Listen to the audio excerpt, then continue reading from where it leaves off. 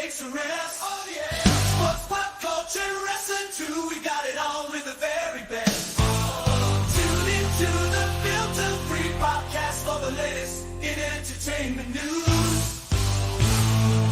TNA Top 10 will make you laugh with their hilarious views.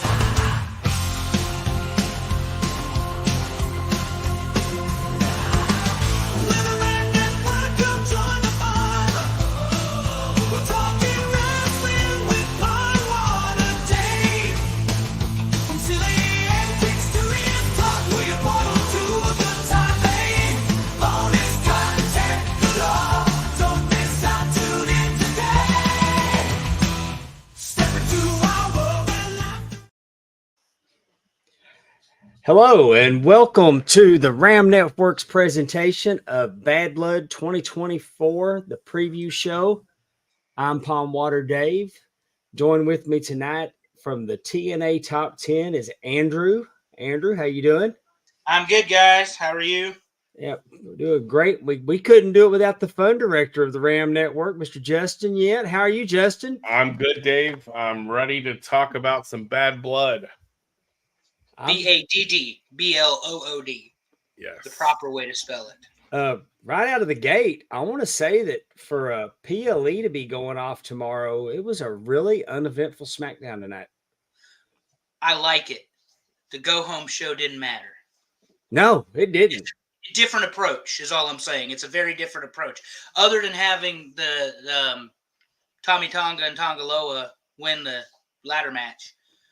I mean, very little bloodline. They put that out on social. If you saw the little, well, you saw it because I sent it to the group chat. The video of Cody going on the stakeout and all that nonsense. I think there's definitely going to be a trend where you see far more cinematic pieces in WWE because they're doing it in 8K and it looks incredible.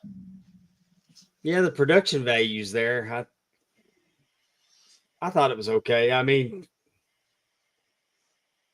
it kind of teeters a little bit on silly a little bit. The hell you say? The fact they're doing a stakeout outside of the State Farm Arena in Atlanta. I mean, it's like they watched the Mr. McMahon documentary and said, you know, we need more silly shit. Like putting Cody in the Mr. McMahon documentary, but that's a whole nother story. Or that dumpster match, which was actually really good from both ladies. So. I thought it was good, and I'm gonna be honest. I was a little bit concerned that Chelsea was gonna get her bell rung on the other side of that dumpster. Yeah, I'm gonna tell you what. I'm not a Chelsea Green fan necessarily, but her in-ring work makes me a Chelsea Green fan because you talk about somebody who's not afraid to take the chance. You know, we saw that huge bump off the ladder, and now she's taking this bump into the dumpster. It's gutsy. It's unnecessary, probably, but it's gutsy. And then what about Piper doing I was at the gym on the Stairmaster watching this match, and she hit that rolling whatever somersault right into the dumpster back first, and I'm like, oh, God. Because, you know, Jim Ross used to say it making fun of people that hated wrestling or whatever, but there's no safe way to land there. Like it's a metal dumpster. There's no easy way to land there. Well, I mean, even if she rolled over and she took it all full with her back, she still came down on her head. Oh yeah. Yeah. I think all three ladies will be sore tomorrow. So. And she didn't slow it down either. It wasn't like she hesitated. I love that she was wearing a hazmat and the safety vest. Well, that was my favorite part when she did her little what do they call it? Where you drop the flat back right on top of their stomach or whatever. I don't know what she calls it. The senton, yeah. Mm-hmm. So she hit the senton, but she had to hold her hat in place. That shit was funny. That's just kiss right there. But that's knowing where you're at. You know, that's knowing your audience. That's knowing the circumstances, your character, the outfit you're wearing, because she didn't let the hat go. Yeah. Pretty smart, pretty clever, but none of this, unless you guys saw something I didn't see, because I did eat dinner and missed a few segments, none of it really looked like it was doing anything for tomorrow's pay-per-view. It could have been taped a month ago. It wouldn't have. Well, I think the Nia and Bailey segment actually did progress the storyline. Okay, that's what I meant. What happened there? Just fill me in real quick, Justin. So I have I have an opinion of who I think's going to win that match, but I know Nia's your girl. Fill me in on what happened with Nia and Bailey. Bailey called Nia out, and Tiffany joined her, and so she basically said she was going to beat her and take the title, and that she's had a dominant reign so far, but she's going to end that reign. And then she pretty much proceeded to say that there's two people that could take that title away from Nia. One is Bailey, the other is Tiffany Stratton because of the briefcase. So then Tiffany got offended, saying that's the only reason why I can actually beat Nia without the briefcase. And so it caused some tension between Nia and Tiffany. They ended up beating up Bailey, so Bailey got destroyed pretty much. And then came back and kind of beat up Nia. So, and Tiffany teased that she was going to cash in because they even had Jessica Carr getting in the ring while she was holding the briefcase, looking at Nia and kind of like thinking about it.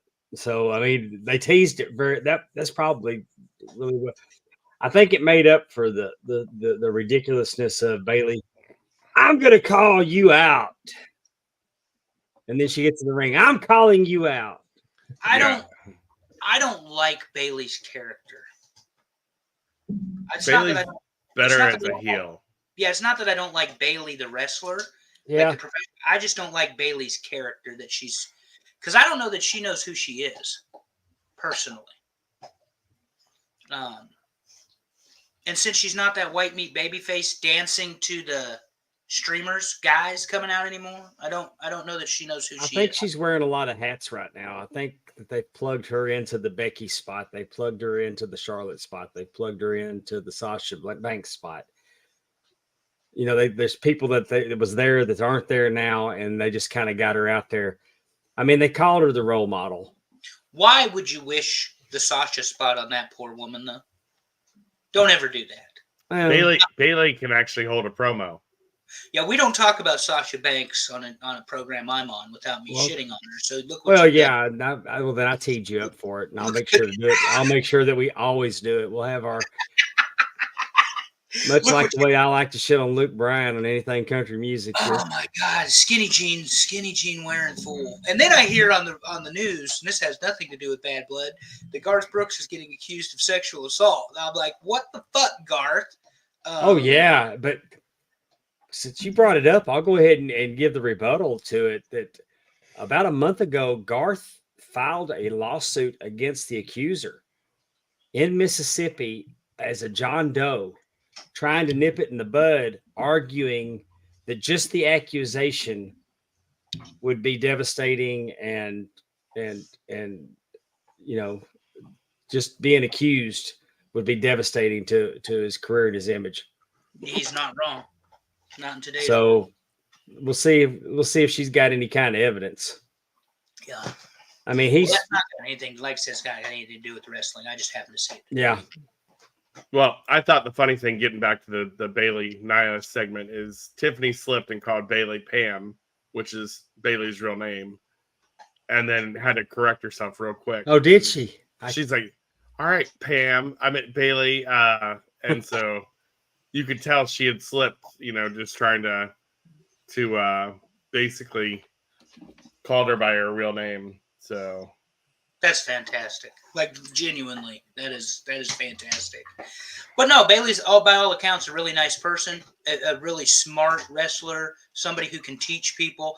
I just don't like her character, right? And she's, to your point, Dave, I would agree with. She's just in a bad spot. Altogether. Like she's in a, and the women's division in WWE is kind of in flux. They've got so many B and C tier women.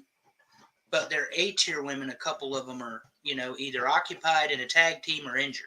So, because Bianca Belair is a star.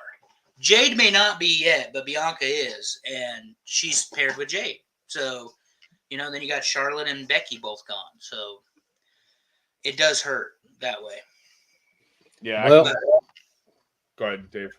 Oh no, I was going to say, well, with that, let's jump into talking about what's going to be going on in Atlanta, Georgia tomorrow night. Bad Blood. Look, they didn't put the two D's on there. I'm offended. I believe the 1997 that they've been referencing so many times Bad Blood 97 was spelled with 2 D's. I may have that wrong, and I'm going to look it up while we talk. Well, and just a reminder, tomorrow it's at It a special was. start time too. Yeah, BADD bad. No. You are correct, sir. Absolutely the Kiel Center. Correct. And the home of the very first Hell in a Cell that set the standard for all subsequent Hell in a Cells, minus the last decade, which have been trash. Uh-oh. Here we go. You ready, I don't Joe? know. I don't have in any particular order. I don't know what order they're going to have their matches tomorrow night. But Well, when we get there, we can talk about it. But allegedly, Hell in a Cell is kicking off the show. I've seen that reported on multiple X sites. The dirt, if you will. isn't that something, though? That once upon a time, they would have had to have that last just because of the cage. Putting the cage up, take the cage down. If you're going to bleed all over the mat, I would think you'd want it last. But again, we'll wait until the preview. Well, now they put several mats Layers. down where all they got to do is peel them off. But Dave here, starting with the popcorn match. You think this is a popcorn match? Because this is definitely the definition of bad blood. Compared to what's on the card, there's really Yeah. not a popcorn match. But go ahead. I mean, I have to think that Damien's going over. I think Damien's had his time. I think Finn is due for a nice, solid winning streak and kind of solidify the new Judgment Day. Yeah, he can't whip out the demon on him. Now, That'd be a babyface thing to do. I think Finn has signed his retirement contract. So whatever they're going to do with Finn Balor, they're going to do with Finn Balor.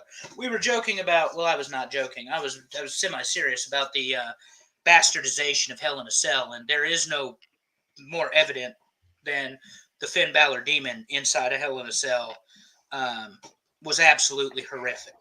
When they had the music playing, I believe he was he wrestling Bray? Was he wrestling the Fiend in Hell in a Cell?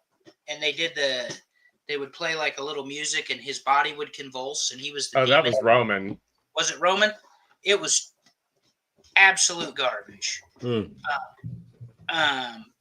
I just feel like that right now, Damien and Rhea are world beaters. Damien is hotter without the belt than he was as the champ. And he's hotter because they're pairing him with Mommy. She is going to make all boats rise with the tide because she is the tide. Yeah. No pun intended for her finisher.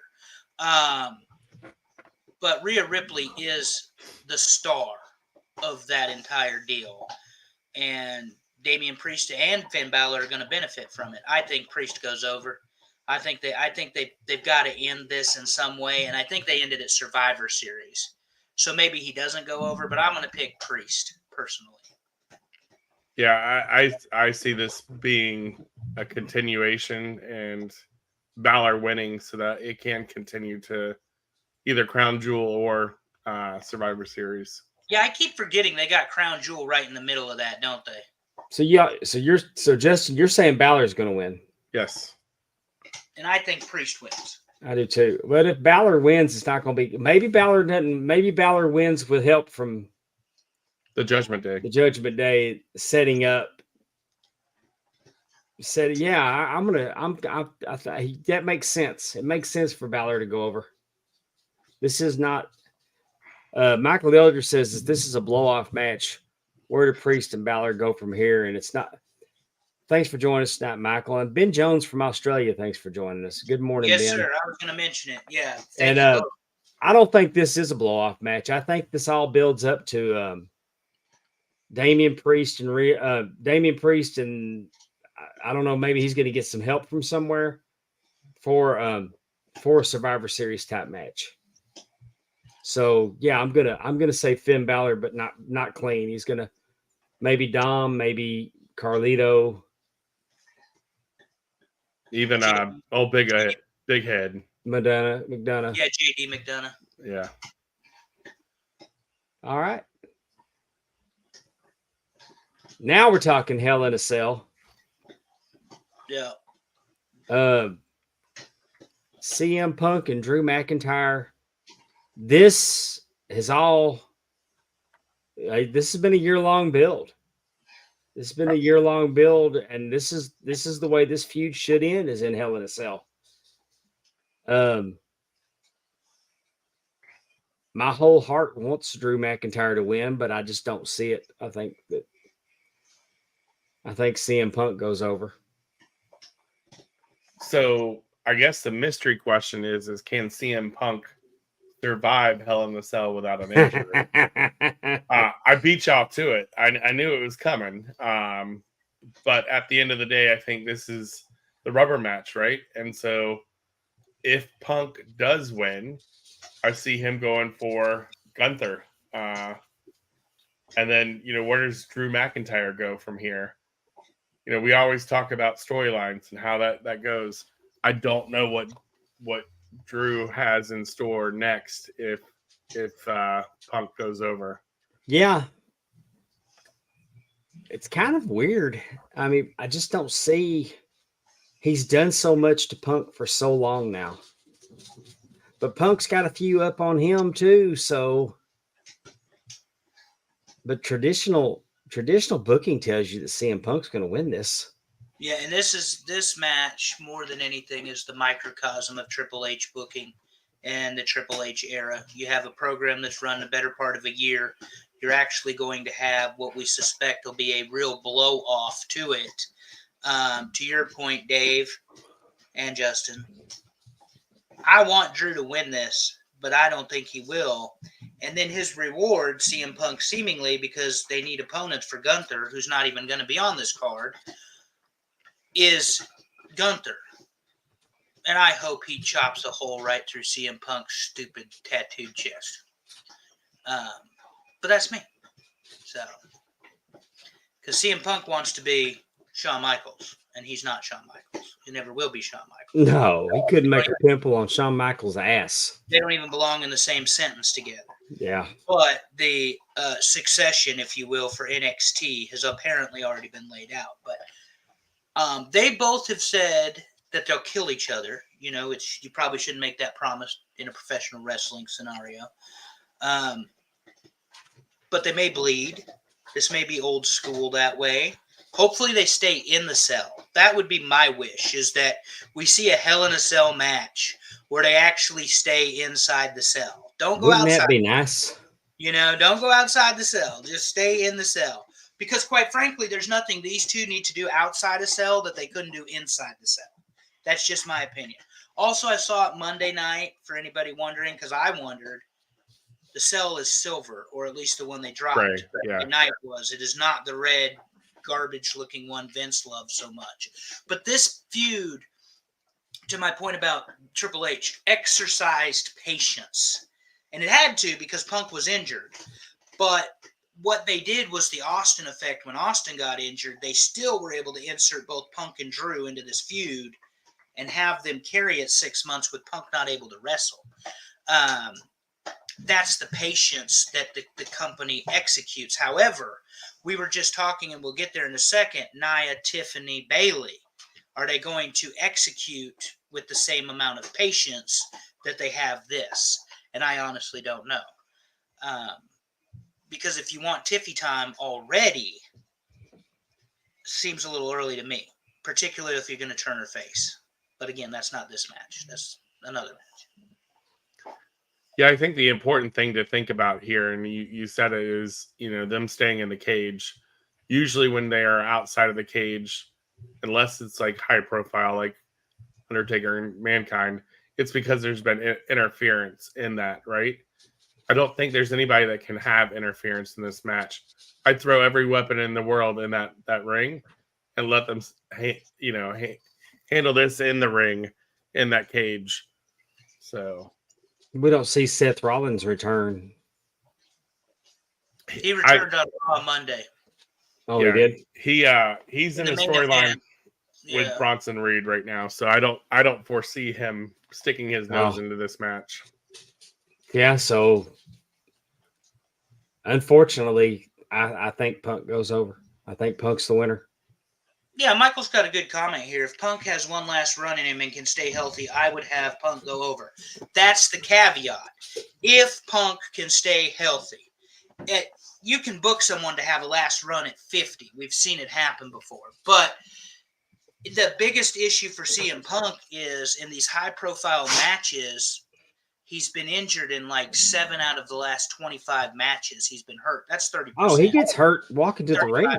Yeah, so he's like John Moxley that way. Moxley blades when he makes a bowl of cereal. Punk hurts himself getting out of bed in the morning. So I don't know. They say this is going to be a physical match. I don't know that Punk body could hold to a match like we've seen in some of these Hell in a Cells. Be that Taker and Shawn, Taker and Mankind. Of course, they'll never reach that level of violence in this particular match. Or Now, even Triple H and Taker at Mania. Go ahead, Dave. let's give him benefit of the doubt, though, that he works for WWE now. And he's rehabbed an injury on that WWE plan. And he's probably in the best shape of his life right now. And I don't want this to sound like I'm crapping on AEW, but I mean, dad bods are the thing in AEW. They don't put a lot of emphasis on, not saying not all of them, but I don't think CM Punk was in the best shape of his life when he was working for AEW. No, you can definitely tell he's in a better shape. Still not in the great. He was still in AEW shape when he got back to WWE and got hurt. So he may be in much better shape after rehabbing under their program. And again, I would agree with that because WWE, let's not get it twisted and let's not forget about it. The WWE also is partnered with TKO, so you have the best facilities and the best doctors and the best trainers available, not because it's professional wrestling, but because it's Ultimate Fighting as well. Right. So they're going to have the benefit of that crossover in terms of medical staff, training, facilities, etc. It's going to be such a huge benefit to the WWE that in 5 years you're going to see dividends. I mean, big time dividends, because there's no other way around it. And you're going to see a better in-ring product. You're going to see better cardiovascular health. You're going to see better recovery. And it's all going to be because of this partnership with TKO. The other thing that you see is dollars and cents. This is a money match. Yes. This match belongs in the main event. And it's supposedly going to open the show. I don't know if it's a bad way to open the show, though. Oh, yeah. Good. Let's argue. And I guess what I'm trying to say about Punk is he actually looks healthy. I mean, he actually looks better than I've seen him look in a very long time. He looks jacked. He looks in shape. So let's ask something that hasn't been talked about already, right? This whole feud has been built up of disrespect for CM Punk's dog, Larry, and his wife, AJ Lee, and that bracelet, right? Right. Is this the premium live event that AJ Lee shows her face? Supposedly she was at the NXT training center. Supposedly. So, I don't know. I don't know what benefit she would have, though. Not unless she comes out and checks on him after the match. Well, the other thing is she's 5'0". No offense to her. And Drew McIntyre is a very big, towering, imposing man. What is she going to do? Slap him? I mean, seriously. I'm not trying to be, that guy. I'm just wondering what if she? What role does she have, Justin? I mean, if you pitch it, that's cool. But what role does she have in the whole thing? Well, I'm just saying this whole thing has revolved around that, right? And at no point have we seen her. So is this the time that she shows up? She was a pit bull when she, was on the scene and had no problem getting in men's faces before. Maybe she cost Punk the match. She cost Punk the match. She goes to Drew McIntyre's side and takes the dog with her. Oh my God! Stop it. Yeah, I can't book it like that, Dave. But hey. Once upon a time, they would have. Yeah, Vince would have booked that in a heartbeat. Good shit, pal. Good shit. Yeah. But I think you're going to see some blood, some guts, some violence. It's Atlanta. Atlanta's a good wrestling town, home of the Omni. You're going to have some old blood and guts wrestlers in there that have spilled more blood in damn Atlanta than Punk or Drew have in their bodies combined. So, I mean, it's going to be a good match, I think, as long as there's not an injury in the match itself. Yeah. Yeah. I'd hate to have to follow it. What is with this graphic? Good Lord. Yeah, I know. They look like ass. What did they do to Bailey? Like, Nia looks okay, but what did Nia they looks do to like Bailey? Nia looks like she just got sent to do chores from Willy Wonka at the factory. Yeah. Oh my God. They have disrespected Nia Jax with this picture. Okay, so Justin, this is your girl. You go first, buddy. So obviously, I'm in Nia's corner. I think she should win and continue the story. I think this is also another way that you reintroduce Charlotte with the Queen versus Queen, and then you lead it up to it. So I see Nia dominating Bailey. I think there's going to be teases of Tiffany turning throughout the match. But I overall see Nia winning, and I see this is the reintroduction of Charlotte, whether it's tomorrow night or next Friday. Yeah, I hope you're right about that. I don't think Nia loses, and I don't want Nia to lose. Oh, come on, Antonio Santos. Hey, you've had a year off of Charlotte, so it's she's due back. The Cher imitator. I think that may be the first time I've ever seen Antonio Santos shit on a female.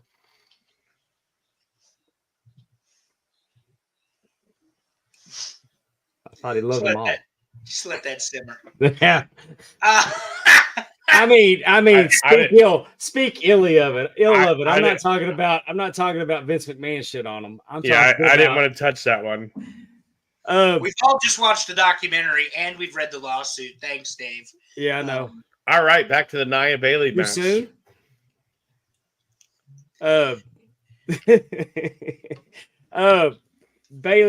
Bailey's going to lose this match. It's going to be, and I could see that it ends up with Nia and Tiffany in a double team situation, and maybe Charlotte makes the save on Bailey because of the horsewomen connection. But I think that there's a story being told with Tiffany and that briefcase thinking seriously about cashing in on Nia. And I think that they're going to continue that story for a while. Yeah, my thought is with the two of them, I went to Virgil and the $1 Million Man. So I don't know that we've reached the point where the subservient one in Tiffany is ready to stand up to Nia, like you saw Virgil finally do to DiBiase. Now, granted, that was a 3.5-year story before they got there, and Dusty encouraged it or Piper encouraged it. But then, you run into the issue, do you turn Tiffany face? Because to me, she is such a natural heel. But if she cashes in the briefcase, they may want her to be sympathetic and a baby face who's just had enough at the time. Because I don't see her she's heel. Personally. No, I think she's already at that status that she can club puppies and she's over. You do? Yeah. See, and I don't yet. And I see Justin shaking his head too. So I don't want to monopolize all of the conversation here, Justin. What are your... Yeah, I still think she's kind of green, and I think that the audience is still catching on to her. So I think ultimately you could still keep her heel and turn Nia face. I think Nia can do either one, and I'm not just saying that because I'm a huge fan, right? She's got the personality, so regardless if she's the mean girl or the one that you want to sympathize with, I think they can play that either way. Well, yeah, go ahead, Jason. Oh, I love Nia, but I don't see how that. I don't see how that Tiffany could make Nia a babyface. Now, I don't think Nia belongs in a babyface spot at all. I think that they need to let her have a run, though. They don't have any really upper echelon baby faces on SmackDown right now, save for Bailey. I mean, what's she gonna do? Beat Naomi again? Who was the one that beat? What are they calling Mia Chin now? Min Chin? Mention. Michin? Yeah. Michin. But didn't they used to call her Mia? Yeah, her She's, name's well, Mia her Yim. name's Mia Yim. Mia Yim. Yeah. But now they're calling her something different. Well, that's just her nickname, and it means crazy in Korean or. Okay, well, whatever. Yeah. She's pretty good. Well, they're over on Raw, I was going to say. But what about Shotzi? Is she around still? She's coming back.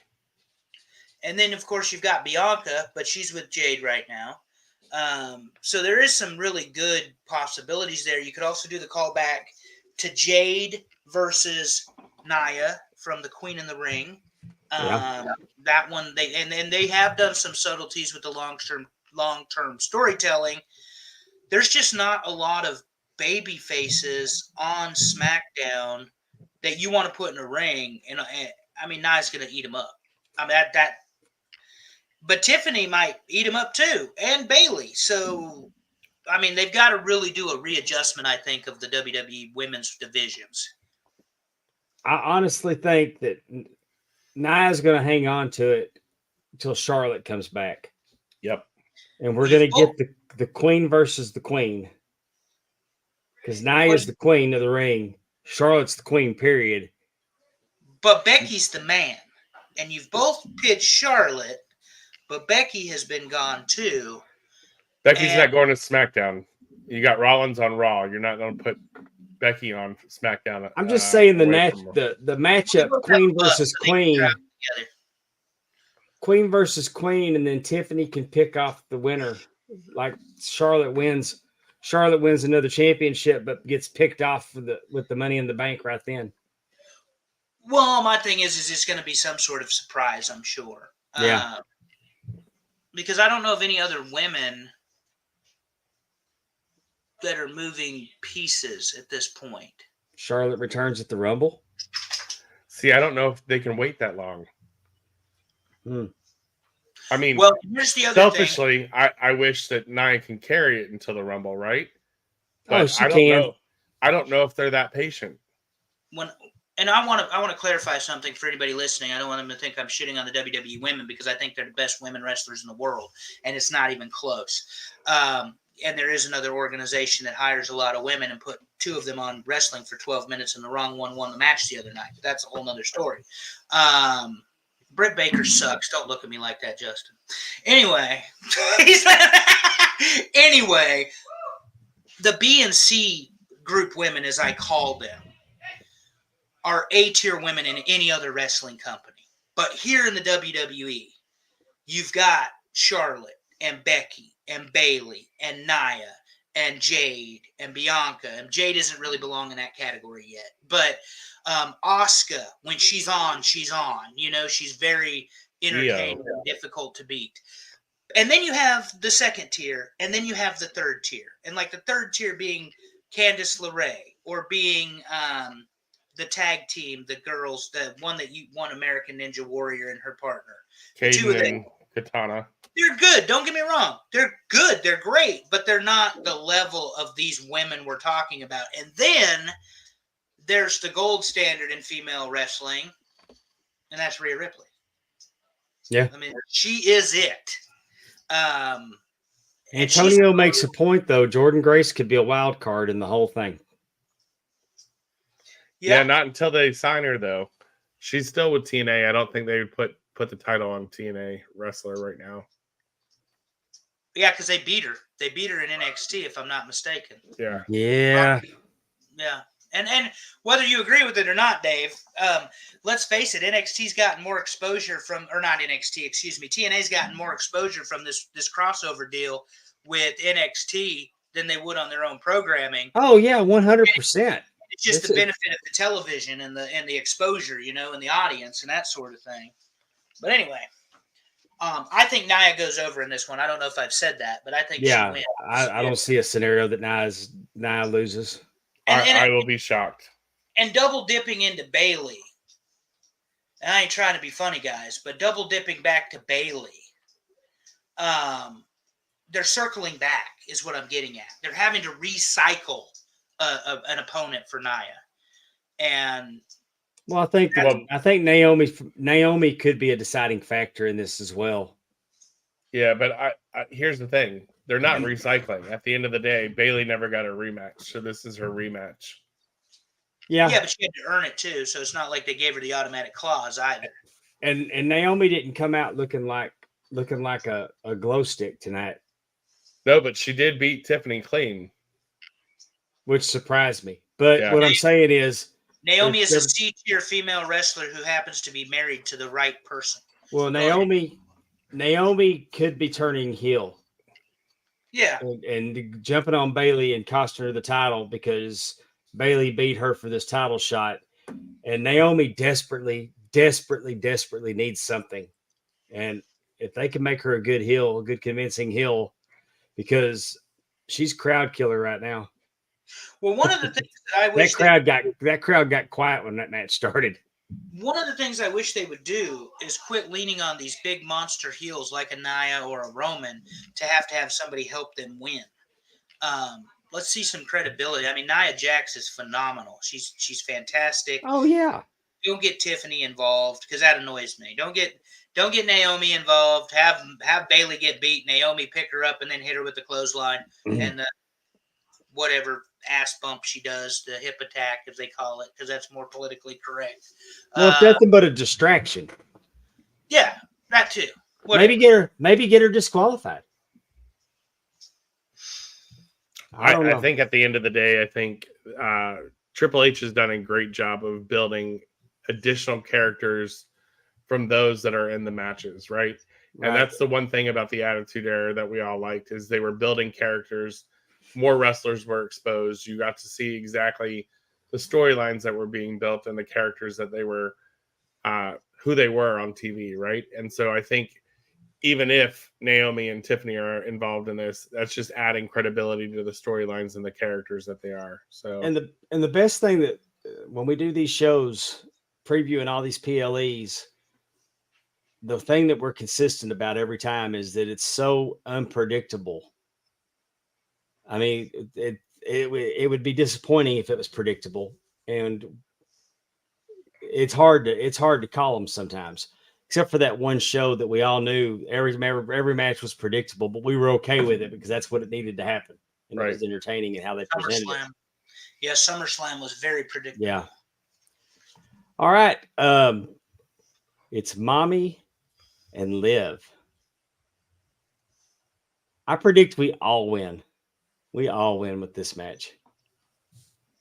So I think, yeah, and remember Dominic's in the shark cage, so you're gonna get Dominic in the shark cage. Yeah. Cornette somewhere's praising WWE and then going to Wendy's and getting the double cheeseburger with extra onion and extra mayo. And can I just give the slow clap to Karrion Kross? Karrion Kross with the best tweet of the best tweet of the week. But that was about his wife. Yeah, but Scarlett, they show her because you know how Rhea finishes them. She bends them over, puts their legs behind their head, makes them look like Bugs Bunny, and Scarlett goes, "I didn't know I could bend that way," and her husband goes, "I did." Yep, that was great. He's actually really funny and really engaging and a really smart professional wrestler. And then they have him do what he's doing with the Final Testament. It's kind of.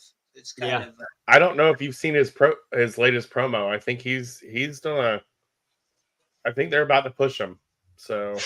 Well, I would hope so. So. This is a hard one to call. This is a hard one to call, but I think mommies do. And the reason I say that is a couple things. Liv has been a great champion in the interim, but Rhea was on the run of her life before that injury. And if you're going to crescendo back to WrestleMania, this is about the time you start building that story. And they're not going to run Liv Morgan and Rhea Ripley, I don't believe, all the way to WrestleMania. They don't have that type of patience, and that's not probably a Las Vegas box office match. So I personally think Rhea's going to win this one.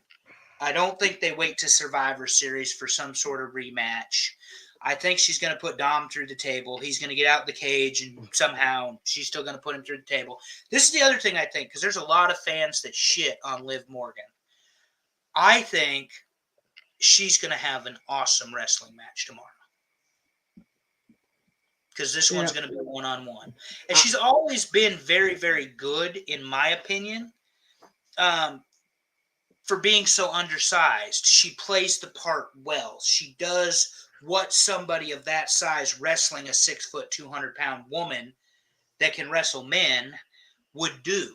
You know, picks her spots, takes advantage of situations, moves the referee out of position, whatever it is. It's all very smartly done inside the ring. But I think Liv Morgan's time is up. And for the big marketing, the big push that you're going to see, particularly with a how many ever multi-million-dollar house show coming up in Saudi, I think they push Rhea. I think that Liv retains. I think there's still more story to be told here. I think Dom's going to drop something from the cage. I think that Liv's going to get by the skin of her teeth.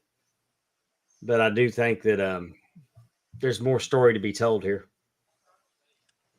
I could also see a returning Raquel Rodriguez interfering on Liv's behalf and costing Rhea the belt. I just think that they got Dom taken care of in the shark cage, and he finds a way to factor in for Liv to keep it. Yep. That's why I think it's if she's healthy, I see Raquel and Liv were tag team partners.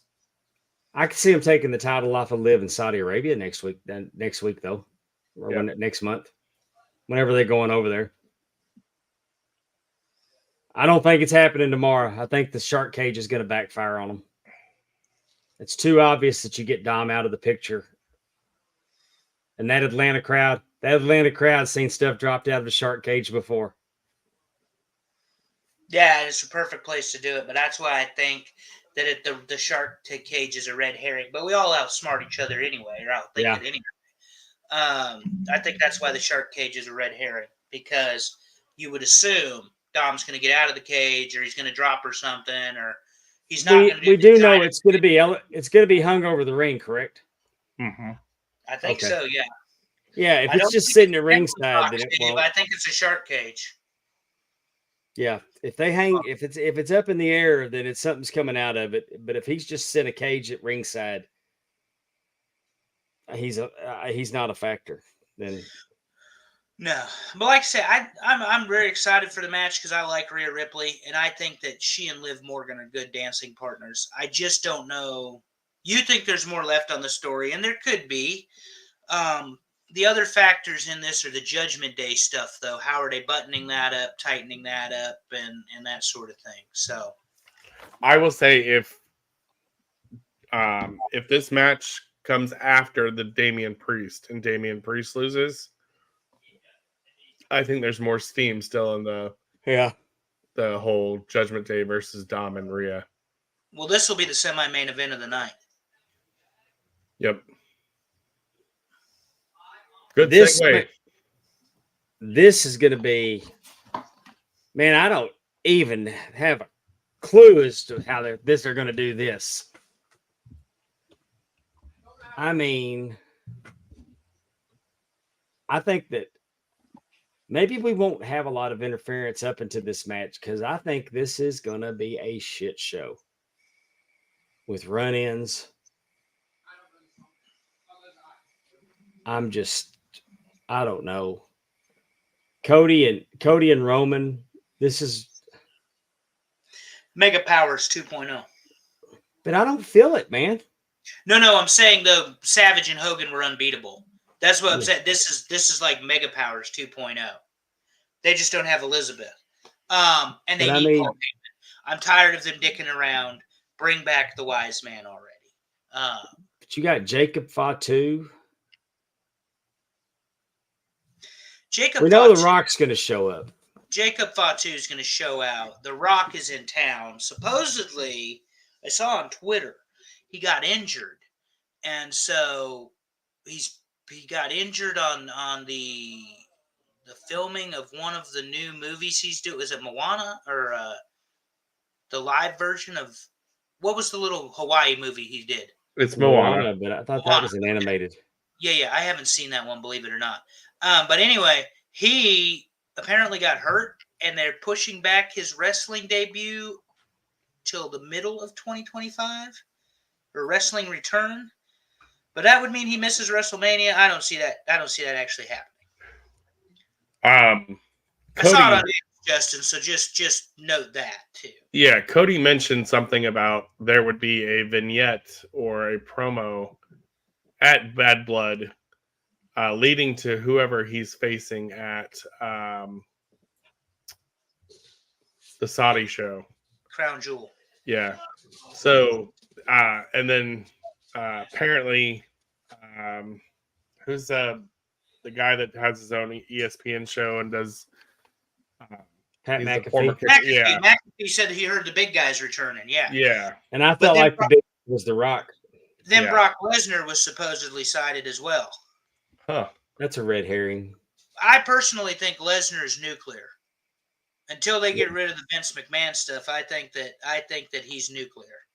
I could be wrong, but I do. I think he's nuclear. I'd like to see the big man be Paul Heyman, because they dressed Colin Farrell up as the Penguin on Sunday nights, and they could have saved a lot of money by just putting Paul Heyman in that role. Yeah, but why would Pat McAfee call Paul Heyman the big man?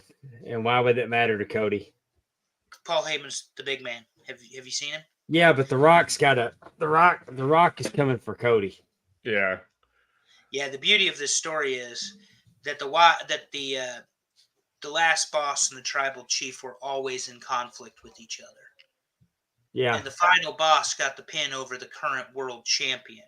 And the tribal chief lost the match and the title for the family. And then you had that 45-minute promo the night after WrestleMania, which was a little silly. But anyway. So do we get To hold my belt.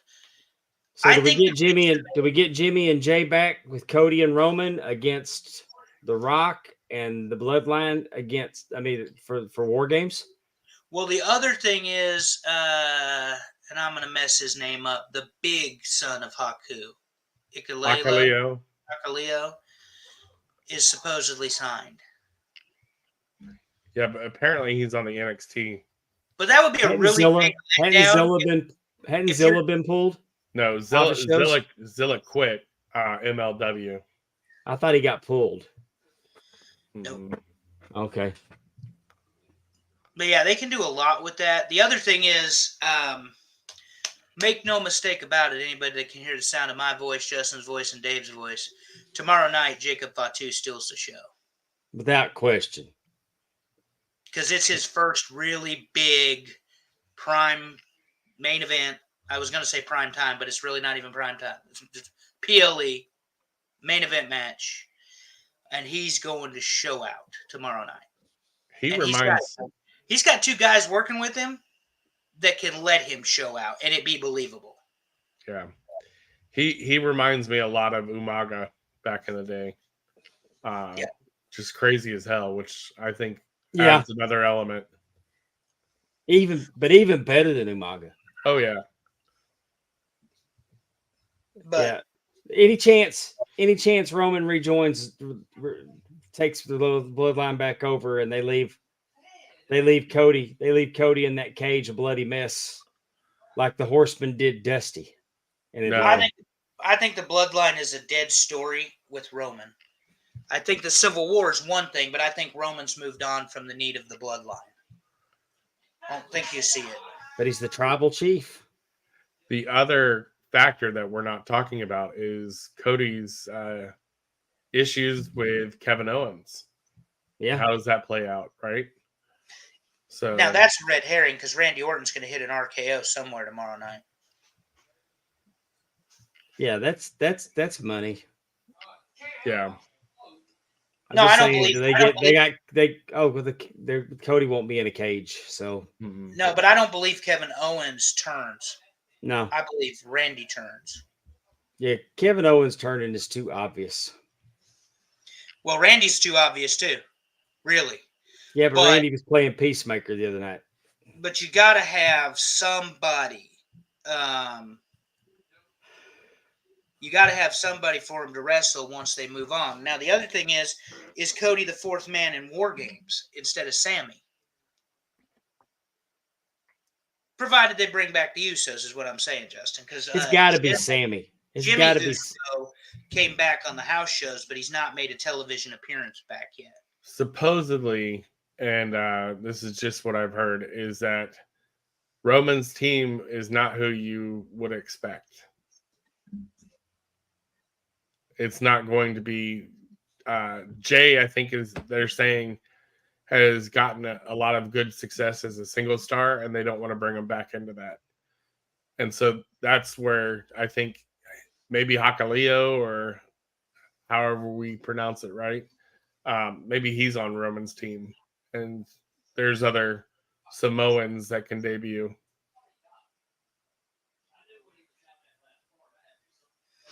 Yeah, Just a I don't thought. know. I don't know. Maybe This Paul. one, Hey, and maybe we're all looking at Brock wrong, and maybe Paul Heyman puts Brock and Roman together. no, it's very possible. That's not a scenario that we haven't discussed previously on our respective podcasts. My thing when I say that Brock's nuclear is the lawsuit. That's the only reason I even say that I think he's nuclear. Radioactive might be the better way to say it. If they have no evidence, I they get can't- it. I'm not convicting him, but I'm just saying. I'm talking about the court of public opinion, Dave. Oh, I get it. I 100% get it, Andrew. I get the court of public opinion. I'm just thinking that his reason for still being on the roster is all that mess. A former UFC heavyweight champion, UFC heavyweight champion. I mean, right now, unless they got some kind of evidence that he did something, his name has been dragged through the mud unnecessarily. Would that put the WWE in a bad position if they tried to cast on there that there would be some wrongdoing? Because they've never said anything about Brock. He's not suspended. He's on the roster. I think that unless you can prove that he did something in all that mess, WWE would probably put themselves in a bad position in a defamation. Does that make sense?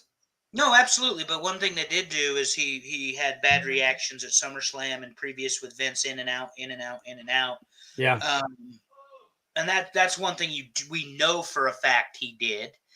But the allegations of the sexual misconduct or whatever, because there's not even any evidence that he and that woman ever had any contact of any kind. It was more what Vince McMahon was doing. Right. Which is a whole nother story that doesn't have anything to do with any of this. But Lesnar would be an interesting wild card. And, of course, ladies and gentlemen, my name is, would be the one to introduce him. And anytime Paul Heyman is on, I'm good. I mean, right. He stole the show on the Vince doc, and he was the only honest one in the whole bunch. And that's coming from a guy that used to fuck people out of money to keep his company alive. And maybe, just maybe, who else is a Paul Heyman guy that's on this show tomorrow night? You got CM Punk. If CM Punk loses that Hell in a Cell match, Paul Heyman could go pick those pieces up to refocus Punk. Don't wish that on us. Then you got Punk, you got Roman, you got Brock, with Paul Heyman at the. That's a modern day Horseman right there, Jack. Why are you hurting my feelings? I'm just saying. It would take Paul. It would take Paul Heyman. It would take Paul Heyman to make Punk interesting to me. Yeah, I'm gonna cry myself to sleep now. Thank you, Dave. Appreciate you so much because you did that. So We're it's just like having any other fun. day and ending in Y. We Pretty always end up fantasy booking this stuff, and it ends up being a ton of fun. No, I like that. I like Punk with Paul Heyman. I think that Punk. I could care less, but they did already plant a couple seeds. To your point, when he says "Save me, take me with you," before the Bloodline hit the power bomb on him in MSG, he's talking to Punk and he says, "Please take me with you. Get me away. Get me out of here." So they've already done a little Hansel and Gretel action. This match, it's Atlanta. Tell your dogs I said hi. It's Atlanta. It's Roman. It's Cody. I think they steal it from him and the Bloodline win somehow. Even though it's Atlanta. Oh, that'd even be a bit more reason. Well, it's also Roman's return, which is why I'm really not wanting to pick against Roman and Cody, because it's Roman's return. But this is also Triple H booking. Getting to Survivor Series and beyond is the ultimate goal. But what if Jacob Raw or SmackDown next week? What if Jacob Fatu pins the champion? Then maybe he's up for Saudi. And then Cody taking the pin could cause animosity with Roman. Yeah. And then you see maybe Solo and Roman continue their little issue here. Because he still has the Uafala, so... Yeah, give me my flowers. No, you give me my flowers. That's right. Acknowledge the tribal me. chief. Throw the fingers. Everybody acknowledge him. Roman's entrance tomorrow with Cody is going to be 15 minutes. Part of that is those fans are not going to shut up when Roman Reigns comes out tomorrow night. Biggest pop of the night goes to Roman Reigns. Well, there's going to be there's going to be something unexpected happen. And we've talked about the possibility of Brock. We've talked about the possibility of Punk. We've talked about the possibility of The Rock. But I've got a feeling something bigger is going to happen at this tomorrow night.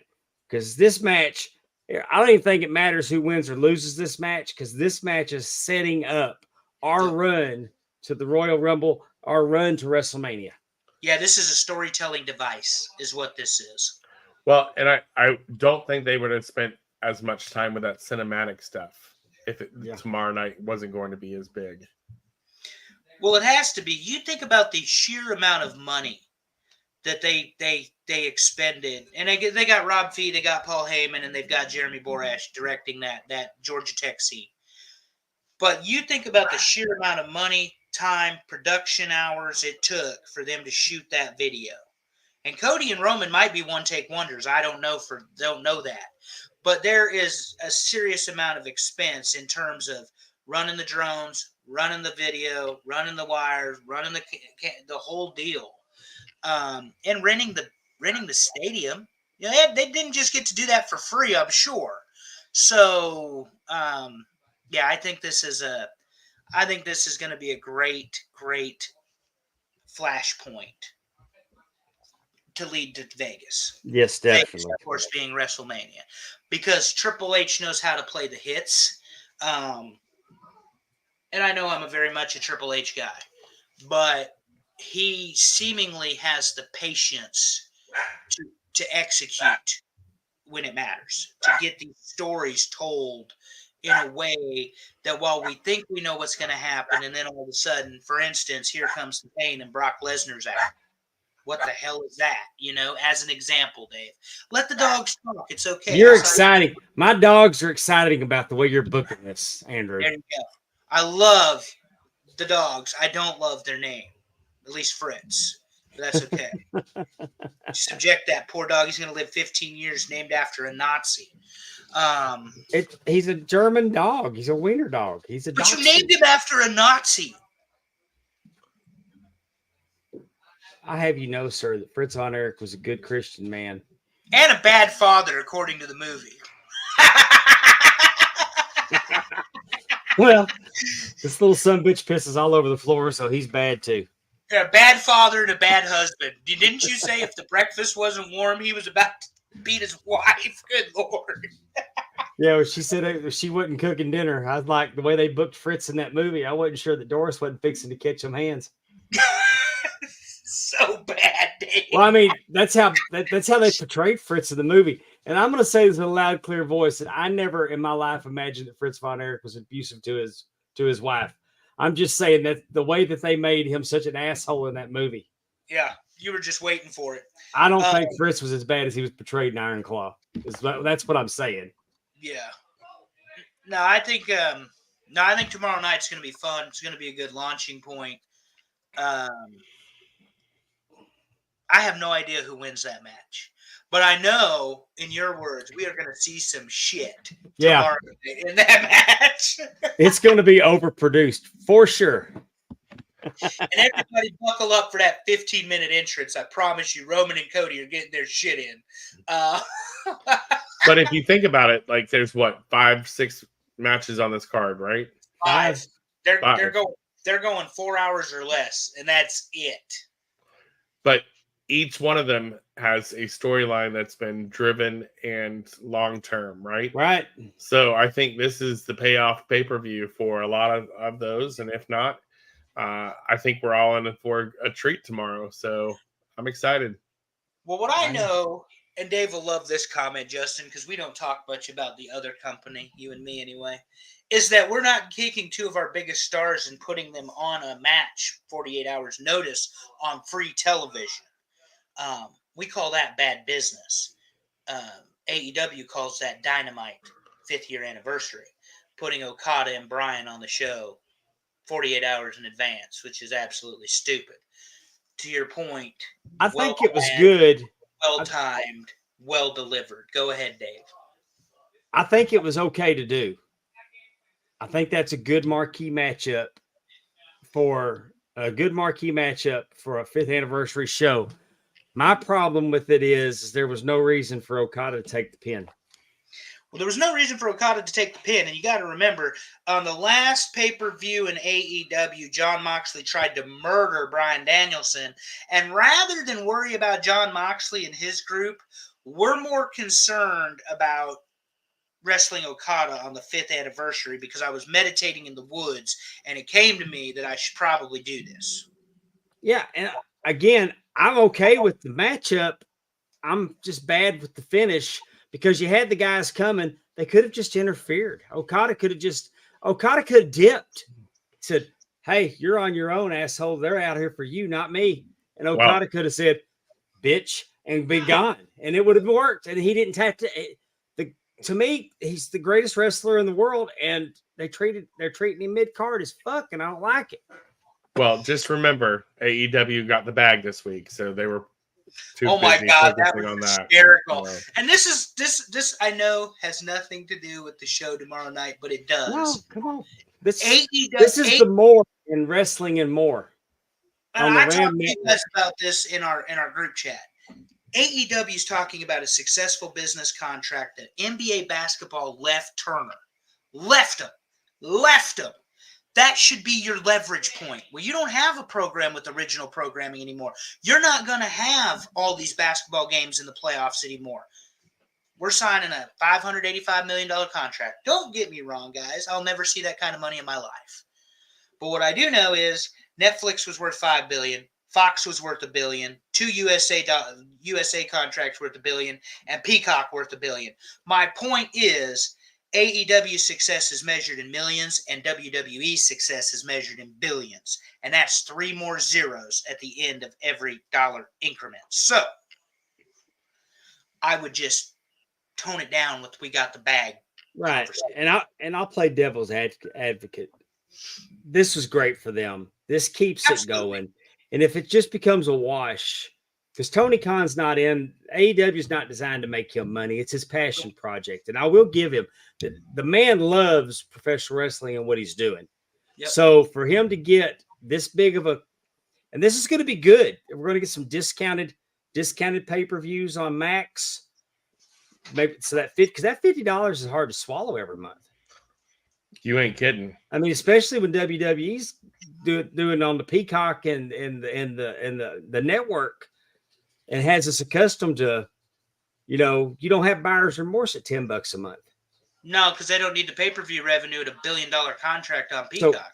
right. So what I'm saying is good for them. A lot of wrestlers are making a very good living in the wrestling space thanks to Tony Khan and his silly shit that he does. But they are all unhappy. They are all unhappy, and you can tell.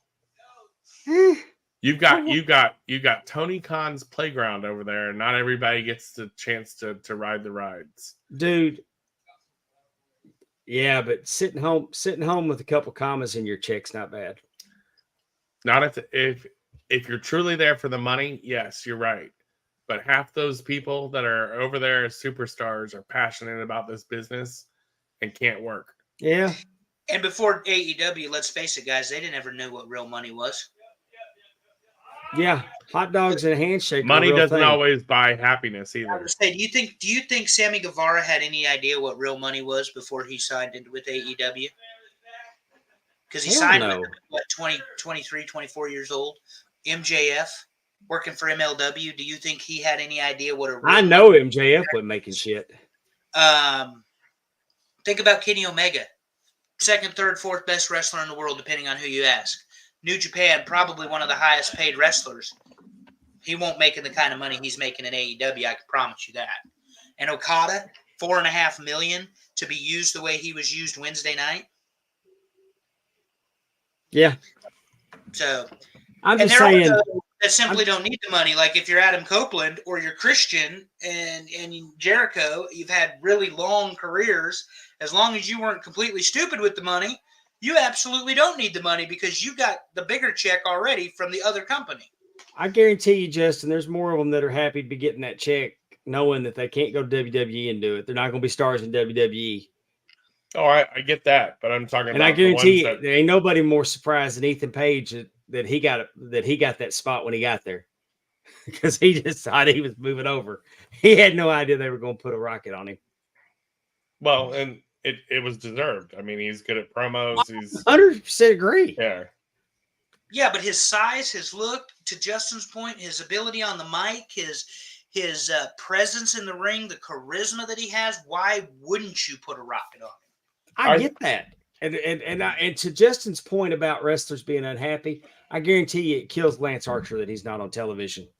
It kills Lance Archer that they run shows in Dallas and they don't use him. Well, I'll say he's a monster. When he is used, he's the biggest, most experienced, probably most expensive job guy you've ever seen in professional wrestling. But why? I mean, what is Tony thinking? He has a monster that he could be using. I'm not saying it's right. What I'm saying is that's how they use it. And he's got a good attitude. He's got no substance abuse problems. He doesn't drink. Strong Christian values. I mean, the guy's he's a great guy. Yeah. Yep. So I think Tony's got too many toys in his toy chest and needs to let some people go. Nah. Well, you call it toys in the toy chest. I call it mismanagement of resources. When you're paying the kind of money you're paying to rotate some guy in for 30 days and then we don't see him for 6 months and then they're still under, because there's all guaranteed contract. There's no incentive money here. You know, It's all guaranteed. There's no commissions. There's no bonuses. There might be bonuses, but it's all guaranteed. We're going to pay you $8,000 a month for the next however month or whatever the contract looks like. I don't care. I don't know. It doesn't matter to me. But when you're paying somebody $4.5 million to do a job on 5th anniversary of Dynamite, and that person was regarded 1.5 years or 2 years ago as the best wrestler in the world, it's a problem. Yeah, it didn't have to be that finish. The finish was poor on that, but like I said, I don't agree that people need to be let go. It's okay to have the toys. I say it because wrestlers are making a living in the wrestling space, and I want them to. So, but I also want to make sure that they're happy and they're doing what they love, right? And that's the thing. They don't have many house shows. You're right. They don't have a lot. So at the end of the day, they're getting paid to sit home. Have you seen, since we're talking about house shows in WWE, have you seen Triple H's plan to work less than 200 days a year? Yeah. I'm It's for incredible. it. It's incredible. That would have never happened under his father-in-law. Well, you got about you. The house shows. The house shows don't make a lot of money. I mean, it's a small percentage of profit, if any. And TKO's not gonna. TKO doesn't care about them crafting their getting their reps on the road at house shows. It's going to be about bottom line and satisfying the shareholders. So that's going to cut the B and C towns aren't going to see the shows that they've traditionally saw. I'll be shocked if we ever see them back in Jackson again. What's one thing we know is that wherever the WWE goes, you can use tonight. Blood and Guts was in Nashville. Big old cage and all that. I get that. But it was 4,500 or whatever they sold. They got less than 5,000 people in that same building. Did y'all watch SmackDown tonight and see how packed that place was? I have no idea what the attendance was, but I think it was probably 12 or 14,000, whatever. But yeah, Bridgestone is not as big of an arena like as the American Airlines Center in Dallas. I went to a hockey game at Bridgestone during COVID. Well, right at the end of COVID. I went to Nashville for my birthday, and just so happened the Dallas Stars were playing the Nashville Predators. So we went to the Stars game. And I know that it was still, because we're considered Nashville market down here in Mississippi, you had to be in the market to be able to buy tickets because they were still, they weren't selling the arenas. They weren't packing the arenas because we were on the back end of COVID. What I'm saying is I've been in the Bridgestone Arena. It's not as big, but it's a really, really cool facility. Bad Blood tomorrow night is set up for 14,357, 83 tickets available. Wow. That's a small crowd for a pay-per-view. Yeah, but they I saw a report earlier online where the get in the door price is $250. Dang. So when you think about that you're at $250. I was trying to find, because I'm on WrestleTix. This guy's pretty good. I was trying to find the SmackDown for tonight in Nashville. But yeah, they know what they're doing. I mean, WWE's gonna. No, that was November 15th. WWE's gonna sell and sell and sell, and I mean they. And let's not forget the sponsorship. I mean, just right here. Put Prime on the. Yeah, they've got Wendy's right there, don't Wendy's they? and Morgan and Morgan. What is Morgan and For Morgan? the people. For the people. Lawyers. They're for the people. Really? Yeah. Yes. It's a personal injury law. They're Florida, and their slogan is Morgan and Morgan for the people. Yeah, we get the same ones here in Mississippi. Yeah. He lives out here in Tampa. That's different. Yeah, because it kind of surprised me to see them. That you would have lawyers doing it. But those are just two. I mean, let's not forget that Prime's going to be on the the mat, and then they'll have other sponsors. There'll be some vodka probably, and yeah, Wheatley. Yep. Well, all right. The and more that I just mentioned is the Ram Network, Wrestling and More. $5 a month, patreon.com/Ram Network, where you'll get right now we have footballers going on. We're in week 5 of footballers, where Timmy C and Dave and the HSV are picking football. I don't know if they're making any money, but they're having a good time. Ringside Replay. Stealing the gimmick of the TNA Top 10, but that's okay. Ringside Replay is CWA. Dave and I are watching some 1988 CWA wrestling. World Class Flashback. Timmy C and myself are watching World Class Championship Wrestling from 1983. My favorite year in professional wrestling. The Von Erichs and the Freebirds are at war. We're mixing in Ric Flair in there, Kamala Ugandan Giant, Jimmy Garvin, Chris Adams, Iceman King Parsons. We're having a good time with 1983. Did you just say at war, please? We have we've done things like wrestling with commercials, an audience with the belt pope, uh, eras, um, I was there. the new generation. I was there. Uh, Memphis rock and roll wrestling. My goodness, so much content. Hard Times and Beyond about Jim Crockett. What years were that? Was that Andrew? 1985 till 1988 when they got bought out. Yeah.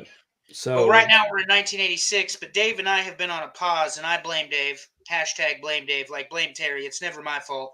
The man likes to travel and has been on vacation, and then my schedule doesn't get any lighter. So, like, when you guys are like, yeah, let's record at 10 after 10 since SmackDown will be all right, I'm available then, you know? Otherwise, my ass is going to bed. But, no, Dave and I just have to get our schedules worked out. I mean, he loves this stuff. I think it's a great show and a great concept. I like being the quote expert. You know, I'm not an expert in anything. It's just my favorite. Like yours is WCCW. Mine is Jim Crockett Promotions because it's old school wrestling. But that's neither here nor there. We just have to get our schedules to line up. And when you're married and you have kids and you work a job that's 50 hours a week and all that other stuff, we just kind of miss each other. And then he's and that Simmons is on vacation all the He's time. he's going out of town again, and that's why he didn't join us tonight, because his wife about fired his ass the last time. He and I recorded before they went somewhere. I think it was to Illinois back home. And he told me she'll never let us record again the day before we're supposed to leave out. So Yeah, they got to get up at 3 a.m. tomorrow. Well, I got to get up in the morning because it's the state softball tournament. Ooh. My granddaughter's gonna. Is it gonna be warm there? No, it's hot. The reason I ask, and you guys know, Nebraska plays tomorrow at 4:00. If you didn't know, you know now. 4:00. It's supposed to be 93 degrees, October the 5th in Lincoln, Nebraska. Next week we might have snow on the ground, but it's supposed to be like 93 degrees there. Here in North Carolina, it's only supposed to be like 80. It'll be in the 90s and humid tomorrow, and because I burned up last week. In fact, I actually sunburned. My head was hurting. I mean, my little bald spot. I didn't want to put a hat on, and my bald spot caught hell. And well, make sure you wear a hat tomorrow, there, Dave. Oh, definitely. I'm gonna be in the shade all day. But I did want to take the time to just say, if you're listening out there and you were impacted by the storm, our condolences to you and your family, and I hope that you are able to rebuild quick. It was definitely a devastating storm, so hopefully our listeners weren't impacted, but our hearts go out to those that were. Definitely. So much agreed. So many didn't affect us here in Eastern North Carolina for once, but Western North Carolina, as I'm sure everybody knows. Oh, I've got a friend that's a cop that was in the middle of it, and a couple hundred people have died. It sounds like just the Carolinas. It's just bad. It's bad, and what they tell you on the news is bad, but it's even worse. Yep, it's even worse than what they tell us. Yeah. When they start using the word Katrina as a comparison. Yeah, I get it. You know what I mean? So very, very well said, Justin. Thank you for that. And I second that very much. Well, we want to thank everybody for tuning in tonight. Y'all enjoy Bad Blood tomorrow. We enjoy getting on here on the Ram Network and telling you, having the opportunity to tell you what it is we do. We're all passionate about it. For Andrew Hermes, for Justin Yent, I'm Pondwater Dave. We'll see you next time on the Ram Network. Good night.